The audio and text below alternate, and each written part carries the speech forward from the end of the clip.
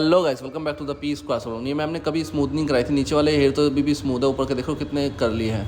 तो ये natural growth आ गई है, इसको कहते हैं हम regrowth hair smoothening. Regrowth hair पे जो ग्रोथ हुए हैं उन पे स्मूथनिंग। चलो स्टार्ट करते हैं। पहले हमने वॉश किया, और वॉश जो होगा ना बहुत क्लियर होना चाहिए, ठीक है। वॉश के बाद हम ले आए मैम को ड्राई करके। आप नीचे देख रहे हो कि स्मूथनिंग क्रीम लगाते जा रहे हैं, लेकिन कितने सेक्शन पे, इस एप्लीकेशन को देखो कितने सेक्शन पे लगेगी, बस इतने ही सेक्शन पे। जितनी आपकी ग्रोथ आई है ना उतने ही पे ही लगेगी। अगर आपने नीचे वाले हेयर पे लगा दिया तो गड़बड़ हो जाएगी भाई। तो सिंपल सी बात है ना, वो ओवर प्रोसेस होकर जल जाएंगे हेयर, क्योंकि ऑलरेडी उन पर स्मूथनिंग हो रखी है। स्मूथनिंग कर किस लिए रहे हैं हम? बालों को सीधा करने के लिए। जब जो नीचे की लेंथ है वो ऑलरेडी सीधी है तो उनको दोबारा से सीधा करना जरूरी थोड़ी ना है, राइट। उस पर तो नॉर्मल आप लास्ट में न्यूट्रलाइज़र भी लगा दोगे तब भी काम बन जाएगा, क्योंकि उससे ही हो जाएगा वो दोबारा शाइनी, राइट। ये देखिए सारे सेक्शन बाय सेक्शन हम कर रहे हैं इसको, लेकिन उतने ही रूट्स पे से लेके, मतलब रूट्स को बचाते हुए उतने ही लेंथ पे लगाएंगे जितनी हमारी रीग्रोथ आई है। काफ़ी बार काफ़ी लोग पूछते हैं कि रीग्रोथ कैसे करें, तो ऐसे करें, क्योंकि आपको जो स्मूथनिंग का फर्स्ट स्टेप है, पहला जो स्टेप है, पहली क्रीम जो है वो आपको उतने ही एरिया पे लगा रही है जहाँ पे आपको स्ट्रेट करने जितने हेयर। नीचे की जो लेंथ है वो तो ऑलरेडी स्ट्रेट है ना, उसको नहीं छेड़ना है आपने, राइट। तो ये देखिए ऐसे सेक्शन बाई सेक्शन लगानी है आपने, जितने सेक्शन पे आपको चाहिए।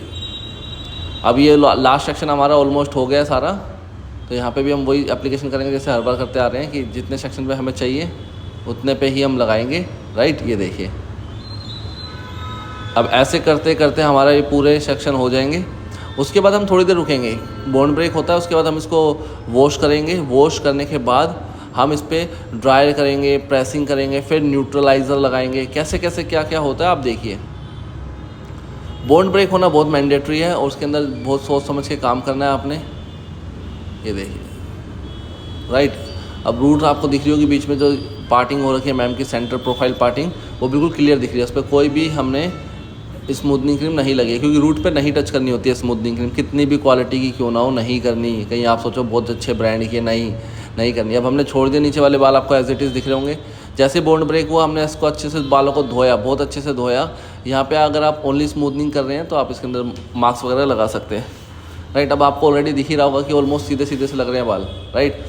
एग्जैक्टली, क्योंकि बॉन्ड ब्रेक होने के बाद ऐसा दिखता है। अगर आपको ना दिखे तो आप समझ लो कि कहीं ना कहीं कुछ कमी रह गई है, राइट। अब हमने ट्रायल करके सीधे तो कर लिए, लेकिन प्रेसिंग से उसको बिल्कुल फिक्स करना होता है, बिल्कुल स्ट्रेट सीधे, ताकि मैक्सिमम हमें स्ट्रेट और मैक्सिमम अच्छे रिजल्ट हमें मिल सके। ये देखिए, और यहाँ पे प्रेसिंग बहुत फाइन करनी है, 90 डिग्री पे उठा के, जैसे भी आप करते हो जिसमें आपको बेस्ट रिजल्ट मिलता है वो करिए। और टाइप्स ऑफ प्रेसिंग कैसे कैसे करते हैं, कितने टेम्परेचर होता है अकॉर्डिंग टू द हेयर, उसकी हमने इतनी सारी नंबर ऑफ़ वीडियोस बना रखी है, वो भी आप जाके देख सकते हैं। ये थोड़ी फास्ट है, लेकिन प्रेसिंग आपने करनी ही है, इस टाइप बहुत फास्ट चल रहे हैं, राइट। तो इसका खास ध्यान रखें कि प्रेसिंग बहुत ज़्यादा अच्छे तरीके से करें। उसके बाद न्यूट्रलाइज़र, और जब भी आप रीग्रोथ हेयर पे न्यूट्रलाइज़र लगाएंगे, समझ रहे हैं, इतनी सी बात है समझना। देखो छोटी सी बात, कि न्यूट्रलाइज़र नीचे वाली जो लाइन थी ना उसको वो करेगा, पुल अप करेगा, उसको खींचेगा अपनी साइड, उसको स्प्रिंग बनाएगा। क्योंकि न्यूट्रलाइज़र लिटरली आपको दिखता शान सा है कि न्यूट्रलाइज़र नॉर्मल सी बात है, ये है वो है, नहीं भाई, न्यूट्रलाइज़र बहुत स्ट्रॉन्ग होता है। न्यूट्रलाइज़र इतना स्ट्रॉन्ग होता है, अगर आप खाली स्मूथनिंग क्रीम करके छोड़ दोगे तो आपके हेयर फ्रिजाई से रहेंगे, प्रेसिंग करने के बाद भी। उसको फिक्स करना होता है, ये होता है न्यूट्रलाइज़र। दिखता शान सा है, बिल्कुल क्रीम जैसा, मतलब शैम्पू वो कंडीशनर जैसा, लेकिन जैसे बालों में लगाओगे ना तो ये हीट प्रोड्यूस करता है, जिससे कि एक तरीके से यूँ कह सकते हो कि हेयर जो है वो पक रहा होता है, मतलब बहुत सही रहता है। जिसकी वजह से वो हीट नहीं बन रही, तो कहीं ना कहीं वो प्रॉपर वर्किंग में नहीं है। बहुत तरीके से लगाइए आप, जल्दी जल्दी फटाफट, ज़्यादा टाइम ना लेके। ये देखिए एप्लीकेशन बहुत फाइन होनी चाहिए, प्रोडक्ट हर एक हेयर तक जाना चाहिए। जहाँ तक नहीं जाएगा तो नहीं तो गड़बड़ हो जाएगी। और ज़्यादा कॉम करने से बचिए, नहीं तो आप जितनी बार कॉम करते हो उतना प्रोडक्ट हमारा बाहर आ जाता है। तो कॉम करने के भी तरीके होते हैं, अगर ज़्यादा बार करनी है तो बहुत कॉम को अपनी साइड बैंड करके फिर चलाइए, राइट।